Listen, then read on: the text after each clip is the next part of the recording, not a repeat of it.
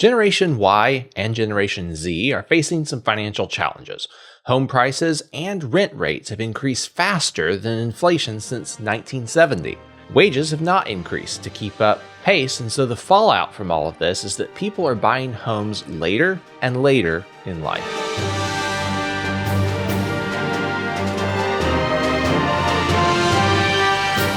But it's not just Generation Y and Z that are struggling financially. We get boomers calling us frequently saying they need assistance with their finances as well.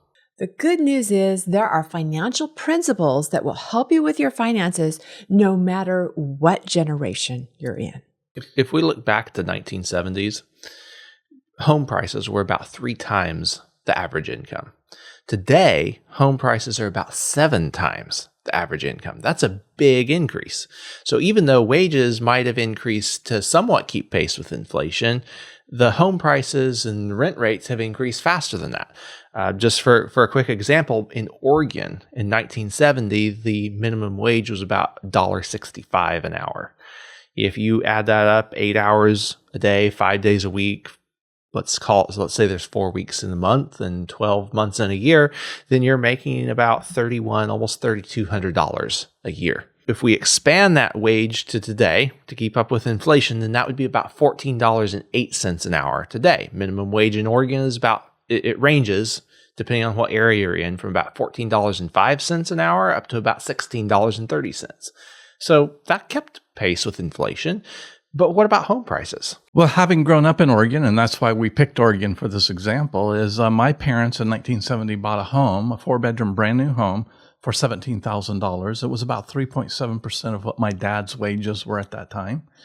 And that seems like a really good deal today. It's impossible. That same house today, I just looked it up on Zillow yesterday, sells for $414,000. That's what it's listed for. Whereas inflation would have only made that house go up to about $200,000. So it's doubled inflationary wise in price, while wages have stayed just where inflation would have brought them. And so that's one reason why generations of all ages are struggling to buy a home. I think the average age now for someone to buy their first home is like 38 or something like that. It was about 30 back in 2008. So a jump to 38 today, that's a big change. Yeah, and that house that my parents bought was the 4th house they'd bought in their lifetime. Wow. And they were about 42 at that age. I was in the room when you looked at that house and you said, oh, that is a mess. So whoever buys that home is not moving into a brand new home, how many years later. Something else that's happening around the country, but we're specifically talking about Oregon here, is that the cost of gasoline. Gasoline affects the price of everything or diesel, because everything has to be shipped with diesel oil or gasoline. Sure. That's if you're going to build a house, you got to get the lumber there. You have to get all the supplies there to build that house. You got to use trucks. Trucks eat diesel. Your restaurants are delivered with diesel driving vehicles, your grocery stores, everything. Trains run diesel engines to run the generators to ship stuff across the ocean, or the land, and ships use diesel to ship things across the ocean. Fuel prices are essential. Yeah. And gasoline was 34 cents, and diesel was about half that when I was growing up in 1970. Okay. Today in Oregon, gasoline is $3.80 a gallon, which is about $1 higher than what the consumer price index, inflationary index, would have made it. Now, here in Indiana, we're paying $2.90. But in Oregon, that's closer to what the CPI index would put it. Right. So again, depending on where you're living, the cost of living is higher. Oh, so areas. There's the solution. So all those people living in more expensive areas, they just need to pack up and move to a place where cost of living is not as high. And for some people, that is a viable option. For other people, it is not. I talked to someone in California just recently. He's noticing the prices and cost of living is quite less in South Carolina. But he says he can't move to South Carolina. He's stuck in California because that's where all their family is. So he's got to find other financial solutions. If people can't buy homes, then they're stuck renting. And rents have also gone up. faster than inflation. We have some numbers here. Rents, I couldn't find an average rent in 1970, but I found a median rent. The median rent was about $108 a month, and 2/3 of the rents were between $50 and $150 a month. That was nationwide. So if we take the median, $108, and we adjust that for inflation, then people would be paying about $921.60 a month for rent today. Well, here in Indiana, you can get the average apartment rent is about $1,110 a month. So maybe a little bit higher than inflation. It's kept up pretty well. But the national average, because we looked up a national average for 1970. So if we're looking at national average today, it's about $1,636 to over $1,700 of rent, depending on what you get. And a single bedroom apartment is still almost $1,600. Well, I remember in 1980 when I was first moved out and was in college, I rented a 2-bedroom townhouse, which was an apartment. It wasn't a townhouse like townhouses are today, for $180 a month. That's not bad. Of course, there wasn't a washer and dryer in it. I had to go across to the commons to use the washer and dryer. But still yet, that is not anything compared to $1,600 a month today when we look at wages in 1980 versus the cost of rent or even buying a house. You bring up a good point, though. How many rentals today have washer and dryer? Probably a lot of them. Whereas that was not such a common feature back in the 1970s and 80s. So we have additional luxuries as part of that price, perhaps. We do. And, there are some justifiable reasons, as we've talked about, why it's more difficult for people to buy a house and to seem to get ahead in our society today. But those things are unique to these generations. Former generations, they struggled with some things too. Coming out of the Depression, people didn't have anything. When the United States government closed down 10,000 banks in this country and everyone lost their savings, but not the debts that they owed to those banks, that put a lot of people in a financial bind too.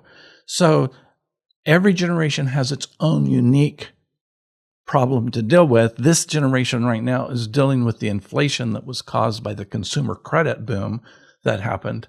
And now we've got to help those people get over that so they can get financially fit. If you're renting and rents are so much higher, it becomes more difficult to save for a house. And you're having to save a lot more to get into a house because the prices of homes have gone up. It's a catch-22. So definitely understandable why it's taking people so much longer. But there are, if we just separate this into groups and say, okay, it's Generation Y and it's Generation Z against the former generation that owns all of this real estate.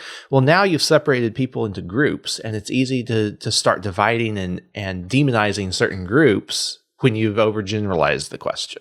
Something that boomers are facing is they're facing the fact that they've helped their children through maybe their education, their college, maybe private school. Many of them and have. Now they're helping their parents because the cost of assisted living has skyrocketed. So they're financially strapped between helping pay off student loans and helping pay for their parents' needed assistance.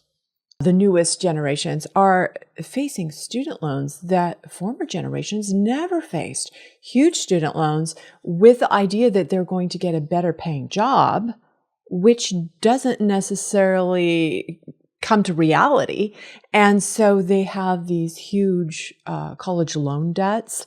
And then many times they're told, you should just do income-based repayment. Mm-hmm. And that sets up another issue.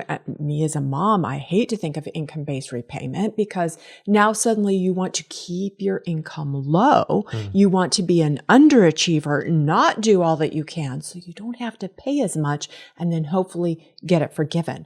Well, then try to be a great income earner at that point. You've already trained yourself to be an underachiever. It's not a good situation either. So those are some reasons why all generations are struggling financially today. But let's talk about some things that we as individuals can actually control about our budget. Because we can't change the inflation rate. We can't change what the cost of diesel is. We can't change the cost of gasoline. We can't even change the cost of real estate. or the rent. But we can control how we budget our money. And what's happening today, I was listening to a podcast the other day, and Generation Z is spending like crazy on buy now, pay later. Can you tell us about that? So buy now, pay later are apps like Klarna and Afterpay and Affirm. Those are the three top ones. And they have no credit application. You just go, maybe you're on Amazon or some other link. You can even buy a pizza on this, I've heard. And you can pay for it in 4 easy payments. And as long as you make those 4 easy payments, things are okay. But if you miss, the penalties are huge, and the interest rates can reach as high as 36%. Ouch. The other thing is unlike a credit card, they're not regulated by the government as much, and there's no points or rewards for what you're spending. And yet, on Klarna's website, it shows that people that use buy now, pay later will spend 41% more than people that don't, and will frequently use buy now, pay later 46% more times. Wow. So it makes sense for people who are selling things online to feature these buy now, pay later apps because it's going to help them sell more. But for the people who are buying, yeah, they might use it more, but it's not a great deal for them if they end up getting a little bit behind. It's kind of like credit cards. Kind of. But there is no credit, and there's no regulation about how stiff those penalties are or even the interest rates. Bit of the Wild West again. Yes. In credit. Yes. Yeah. So is buy now, pay later wrong? Is it bad? Again, it's how you manage it. If there's no fees and no interest with 4 easy payments, make sure you make the payments on time and you're fine. It's a way to budget your money and maybe stretch it. But maybe we ought to be looking, do I really need to buy this? Because if I'm buying 42% more than what I normally would, do I really need to buy that pizza? Or maybe I should go to the grocery store and buy a frozen one and pop it in the oven for a few minutes. We've experienced so many luxuries that many of them we expect today. This is true for any generation, not just Generation Y and Z. But I remember growing up in the grocery stores did not have as much produce as they did today. We had a couple of kinds of apples, all times of year. But there was some produce that wasn't available. And I'm sure that's changed even more during your lifetime. It has, but I remember when you were just a young boy and we moved to Virginia and we would go to the store and there were no oranges. You couldn't find them unless it was like January, February, and March, because that's orange season. Okay. And now we have oranges all the time during the grocery store. We have citrus fruits all the time. We couldn't find green leafy vegetables except for head lettuce and one type of lettuce. And now you get an abundance of everything from head lettuce to agrula and whatever that and everything in between. Everything in between. And how many people have one of these in your pocket? Yeah. This wasn't the norm 50 years ago. No. In fact, is in 1970, when I was in 4th grade, there was one person in the entire school that had a handheld calculator. And that handheld calculator added, subtracted, divided, and did square root. And it multiplied too. It multiplied, yes. And it cost $400. Wow. That's why only one person in the school had it. Today, there's probably every student in a school that has a cell phone in their pocket. And the average cost of a cell phone today is around $300. When we get back from the break, we're going to talk about creating a margin and how infinite banking can help you take care of that margin and make your finances better. This is the Infinite Banking Made Simple binder. Everything you need to know about infinite banking in one spot, and it's a free download. Answers to the top commonly asked questions like what is infinite banking, how does it work, and how much does it cost to get started are answered right here. You'll find the step-by-step diagram starting on page 7 and the investment comparison on page 8. This Infinite Banking Made Simple binder is a free download. You can click the button to get your copy. At McPhee Insurance, we believe infinite banking has become too complicated and confusing, but it shouldn't be. And that's why we created this binder. Infinite banking is simple when you stick to the essentials and the facts. And the people who put it into practice get results. Don't let insurance terms like modified endowment contract, 7-pay test, direct recognition, and paid-up additions keep you from understanding infinite banking. Download the free binder and see how infinite banking can work for you.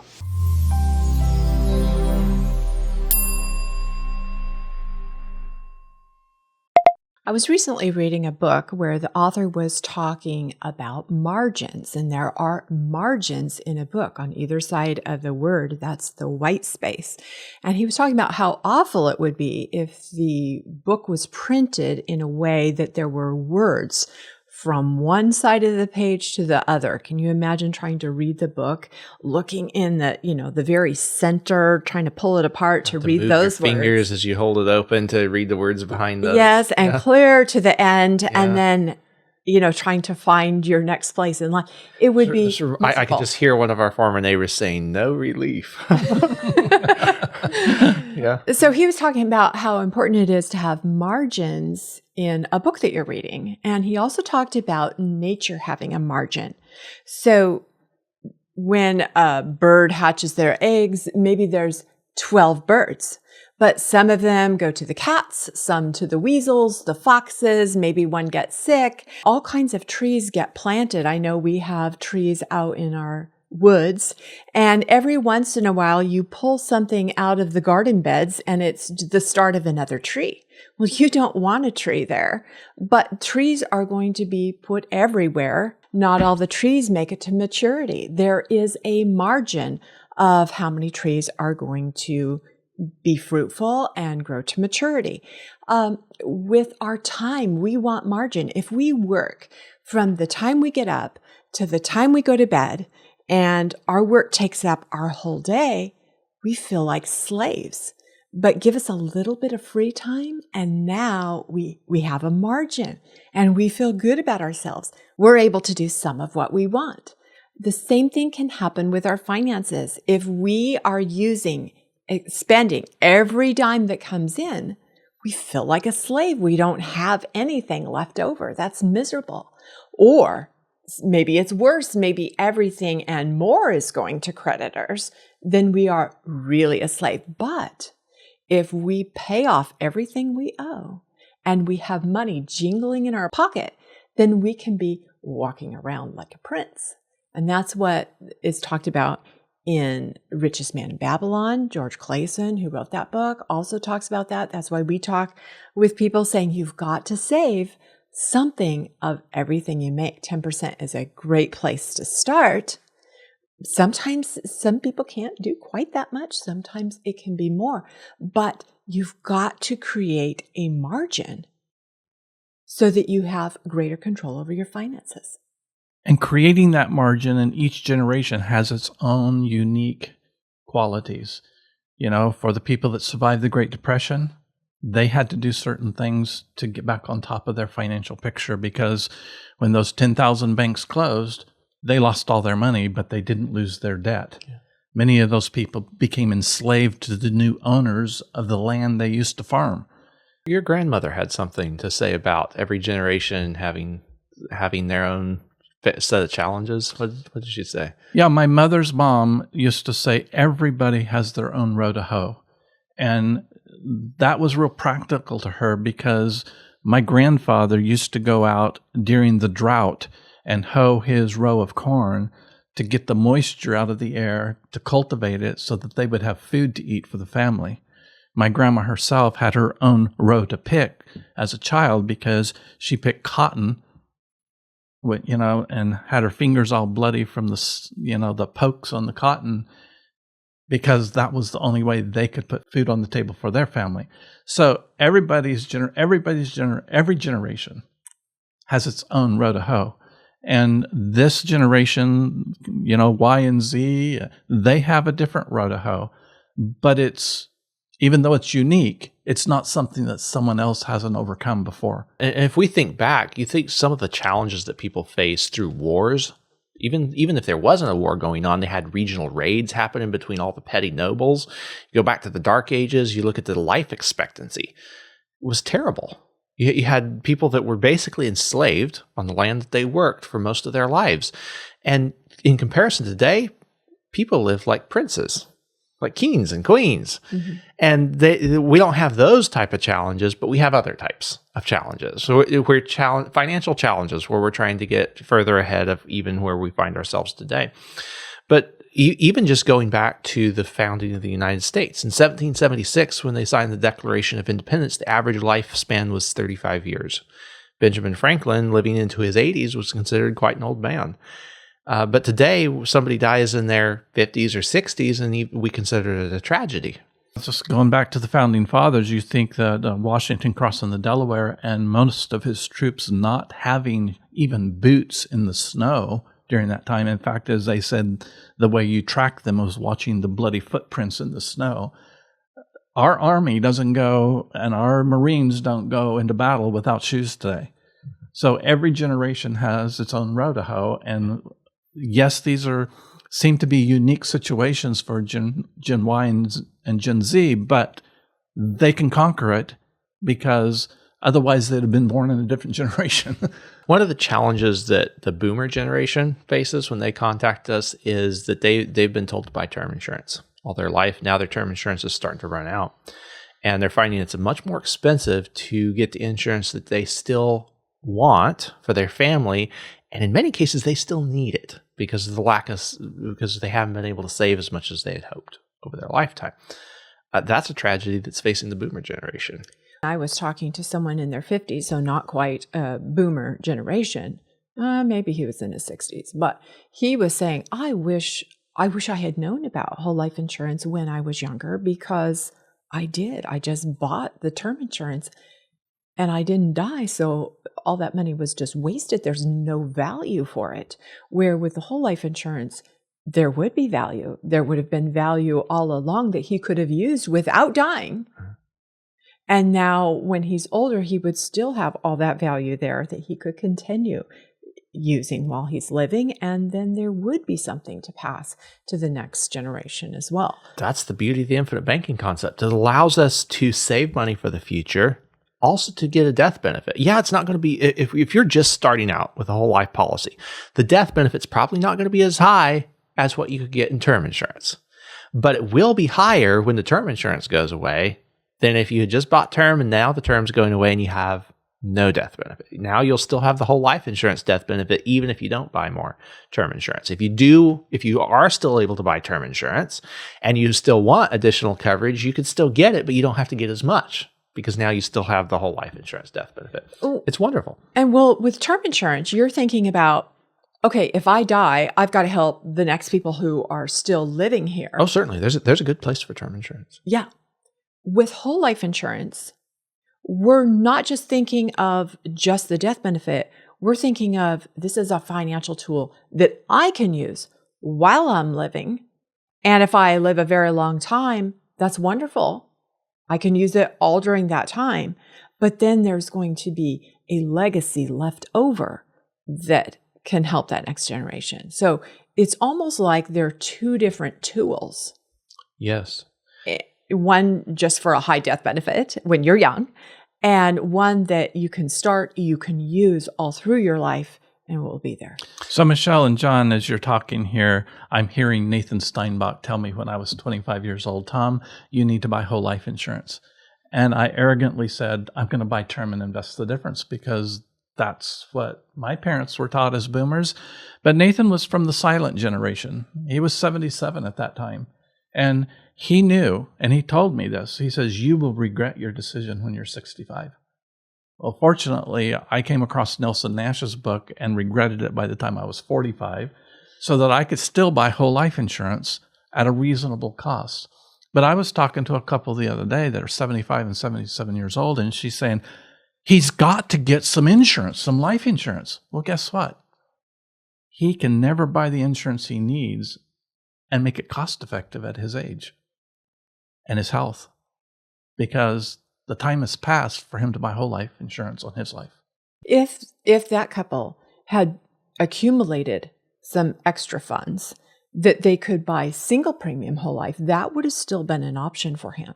But in their financial situation that they find themselves in today, that's not even an option for them. And it's because they were never able to work through the situation, their challenges in their finances when they were young. They didn't work through that. They just have plodded along, and things have become more difficult as time has gone on, and they have not accumulated. In fact, as they have accumulated a lot of credit card debt, which we see through all generations, that people are accumulating credit card debt, whether it's buy now, pay later, or whether it's on a credit card, or whether it's student loans. They have these debts that are hanging over them that takes their money and sends it to somebody else instead of them being able to recycle it and recover that money like the infinite banking concept allows them to do. If they would start a life insurance, whole life insurance earlier, like Nelson Nash said, he was going to have a little talk with his brother that sold him those policies 20 years ago because he didn't have him fund them, so it built high cash value quickly. But if we fund policies, help policies start with high cash value so people can start using that money to recover the cost of finance in their life. And now, instead of that money, when they buy something, going out the door and they're never seeing it again, comes back for them to use again. Another factor I think probably delays people in their home purchase is where they're saving their money. A lot of them are putting it into a 401k and their IRAs.